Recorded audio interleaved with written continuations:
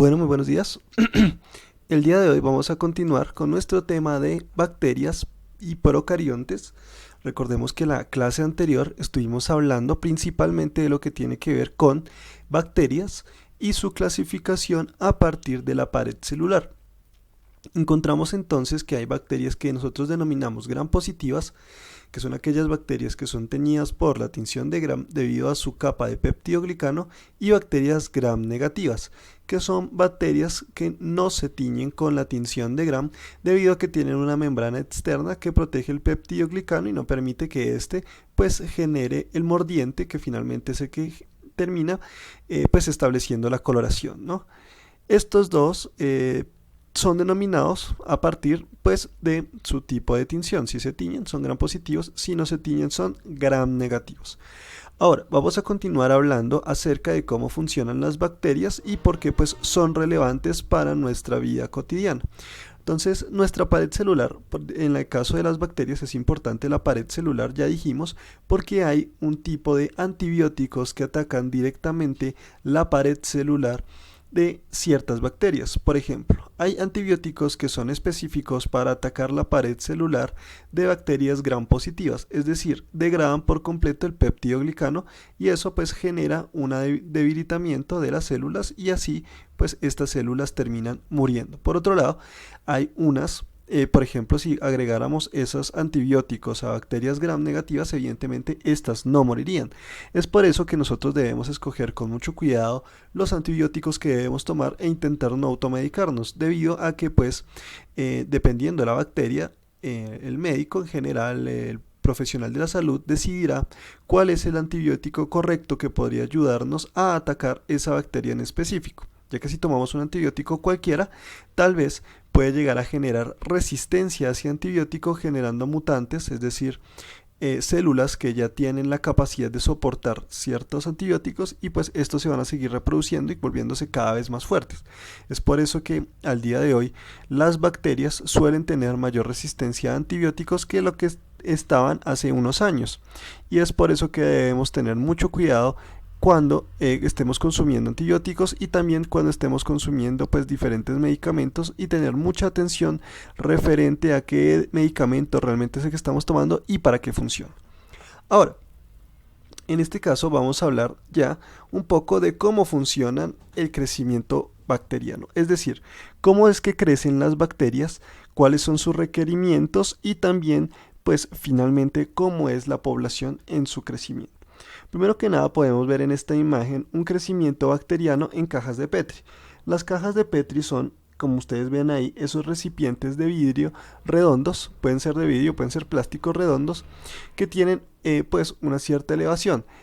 Se tapan con una tapa, por valga la redundancia, una tapa que tiene la misma forma, es decir, una caja de Petri tiene un círculo y un círculo un poco más grande que es su tapa. En el círculo más pequeño nosotros vamos a colocar un medio de crecimiento. Un medio de crecimiento puede llegar a ser sólido o líquido. Cuando lo hacemos en una caja de Petri, que recordemos son estas cajas redondas que estamos viendo ahí, esas cajas nosotros normalmente solemos colocar un medio sólido. Estos medios sólidos son muy similares o tienen una consistencia muy parecida a la gelatina, y normalmente se trabaja con una gelatina extraída o una proteína extraída de algas marinas que se denomina agar-agar o simplemente agar, que es pues un polímero, una proteína que pues se genera o termina generando una, como vimos, una estructura o una contextura muy similar a la de la gelatina. Simplemente pues tiene menor cantidad de podríamos decir nutrientes, y es por eso que es, digamos, importante y es buena para el crecimiento bacteriano, porque nosotros somos como investigadores los que decidimos qué tanta cantidad de nutrientes agregar o cuáles nutrientes específicos agregamos. Ahora, si vemos en la caja blanca, nos damos cuenta, bueno, en ambas cajas, blancas y amarillas, vemos que hay unas líneas rectas que pues están blancas. Esas líneas blancas y esos puntos que vemos en esas cajas de Petri son realmente bacterias. Las bacterias suelen crecer en estos medios sólidos, pero pues precisamente como son sólidos no permiten que crezcan en toda la extensión del medio, simplemente crecen en el lugar donde nosotros como investigadores los hemos plaqueado. Cuando estamos hablando de plaquear, estamos hablando de colocar en un lugar específico de pues el medio una cantidad de bacterias, es decir, inicialmente nosotros no vemos esos puntos blancos, sino lo que vemos es un líquido en el que sabemos que posiblemente hay bacterias. Puede ser líquido, muchas veces también puede ser sólido, pero simplemente pues los colocamos. Entonces nos damos cuenta que, por ejemplo, en el caso de la placa amarilla, lo que se hizo fue colocar ese líquido en esta parte, en la parte donde está mayor densidad, se rastrilló con bastante pues hincapié. Después de este rastrillamiento se sacaron unas lineecitas. De esas líneas se sacaron unas nuevas líneas y cada vez nos damos cuenta que las líneas blancas son cada vez más delgadas, y esto es porque evidentemente el líquido se estaba disolviendo hasta cierto punto, es decir, el líquido estaba generándose cada vez menos y menos hasta el punto en el que ya pues simplemente por acá, por ejemplo en esta región, ya no hay ninguna bacteria, porque pues como cada vez era menos líquido, hay un punto en el que ya no hay nada de líquido y por lo tanto no hay nada de bacterias.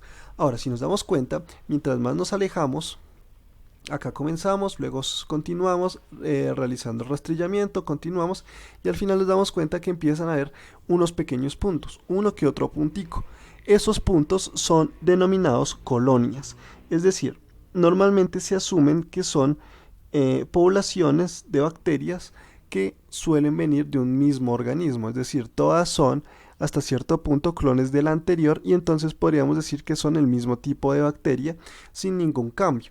A partir de allí es que nosotros decidimos tomar esas colonias y es desde allí que se generan las investigaciones científicas, tomando esas colonias en específico, es decir, se toman con un rastrillo metálico solamente ese puntico y de allí en adelante se hace crecer solo ese puntico. Entonces cuando se hacen crecer nuevamente ya se asume entonces que es la misma especie, con la misma cantidad de material genético, con todas las características iguales, y es de allí que se empieza a hacer la investigación científica sobre bacterias. Acá vemos un plaqueo similar, pero vemos que las colonias son mucho más grandes, y cuando las colonias son más grandes muchas veces se juntan entre ellas y es más difícil seleccionarlas para saber cuál es realmente la bacteria que queremos obtener. Este simplemente es un ejemplo de cómo se realiza la siembra de bacterias en un medio sólido. Acá podemos observar un crecimiento microbiano que no solo necesariamente pueden ser bacterias. Acá vemos diferentes colores y formas, muchas veces si son de diferente coloración o una coloración muy fuerte, o si se ven por ejemplo con ciertas vellosidades, también pueden ser hongos. Plaqueo se da simplemente cuando queremos reconocer en una muestra, por ejemplo, de agua, qué tipo de organismos tiene. Entonces, en este caso, podríamos decir, por ejemplo, que es una gota de saliva que fue plaqueada o fue pues esparcida por todo el área de el medio de agar, y empezaron a crecer diferentes organismos, y como son de diferente coloración, diferente tamaño y diferente morfología, nosotros podemos irlos caracterizando poco a poco hasta llegar a establecer cuál es realmente el organismo que estamos trabajando. Ahora, no solamente, como dijimos, existe un medio de crecimiento sólido, también puede existir un medio de crecimiento líquido. Entonces cuando se hace crecimiento líquido, lo que nosotros hacemos es utilizar, ahí como vemos, unos Erlenmeyers en el cual se agrega el medio de nutrientes. A diferencia de pues cuando estamos creciendo en agar, acá realmente no hay un medio que no sea nutritivo. En el caso de el crecimiento sólido, pues el agar no es nutritivo, pero sí se le agregan nutrientes extras para que así pues la bacteria pueda crecer. En el caso de que se haga líquido, pues solamente es un medio que sí es nutritivo completamente, y pues lo que se hace es inocular esas bacterias, es decir, se toman las bacterias con estas micropipetas que vemos acá atrás, son micropipetas, estas son las puntas de micropipeta. Entonces las micropipetas lo que hacen es ingresar acá y pues esa punta se puede meter, digamos, por ejemplo, en este primer Erlenmeyer que tenía, por ejemplo, una gran cantidad de compuestos y de pues organismos bacterianos, y se toman y se van agregando a otros medios. Normalmente las bacterias crecen a una temperatura similar al cuerpo humano, porque pues evidentemente muchas de ellas son patógenas y pues buscan tener un medio similar a nuestro cuerpo. Nosotros recordemos crecemos a una temperatura, o bueno, tenemos una temperatura interna aproximada de 37 grados centígrados, entonces pues las bacterias buscan una temperatura similar, pero muchas veces no siempre es ese el caso. Ahora, las bacterias crecen a partir de ciertas etapas, no son un crecimiento totalmente frecuente, sino que depende del momento en el cual nosotros veamos. Entonces, si por ejemplo acabamos de colocar la bacteria en una caja de Petri, el crecimiento primero tiene una fase estacionaria, es decir, no crecen demasiado, se mantienen constantes. ¿Por qué? Porque en ese momento las bacterias se están adecuando al nuevo medio en el cual se encuentran. Recordemos que pues en la naturaleza siempre los organismos tienden a mantenerse constantes o a mantenerse pues hasta cierto punto en equilibrio hasta que logran adaptarse. Cuando ya se logran adaptar, llegan a una fase que se denomina fase logarítmica o fase exponencial. ¿Por qué? Si nos damos cuenta, su gráfica de A y B tiene cierta similitud a, por ejemplo, el virus que estamos pues siendo azotados en este momento, ¿no? Lo que generó la pandemia. ¿Por qué? Porque cada vez hay más y más y más organismos que se van reproduciendo, entonces acá habría una cantidad específica y acá, por ejemplo, por cada uno salen dos y de esos dos salen cuatro. De esos cuatro ya no saldrían, pues saldrían ocho y de esos ocho, etcétera, etcétera. Entonces cada vez hay más y más y más bacterias. Pero hay un punto en el que se les acaban los recursos. Recordemos que pues en la caja de Petri tenemos unos nutrientes que pueden llegar a agotarse. Aparte, al igual que los seres humanos y muchos otros organismos, cuando consumen recursos pues generan compuestos tóxicos. Y esos compuestos tóxicos generan la muerte de muchos pues bacterias nuevas que están naciendo. Entonces muchas de las bacterias que estaban anteriormente empiezan a morir por falta de recursos o exceso de tóxicos y lo mismo sucede con otras bacterias nuevas. Pero también pues como hay tantas bacterias hay otras que van naciendo. Entonces se genera un equilibrio que entre las bacterias que van naciendo otras van muriendo. Pero hay un punto de ya no hay retorno en el cual se acaban por completo, ahora sí, los recursos y también se acaban por completo o bueno, se genera el máximo de tóxicos posibles. Eso evidentemente genera que la mayoría de población muera. Entonces esa es la fase D o fase de muerte que vemos en esta región. Y es de esta manera que normalmente crecen las bacterias en una caja de Petri o pues en general podríamos decir las poblaciones bacterianas en un lugar en específico. Nos damos cuenta pues tiene cierta similitud a también como podríamos por ejemplo crecer los seres humanos.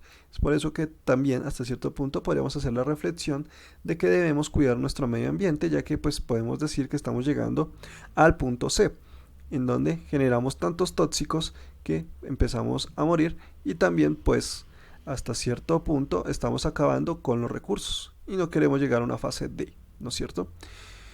Bueno, para evaluar esta temática con respecto al crecimiento microbiano, realizaremos una actividad en clase referente pues precisamente a esto, ¿vale?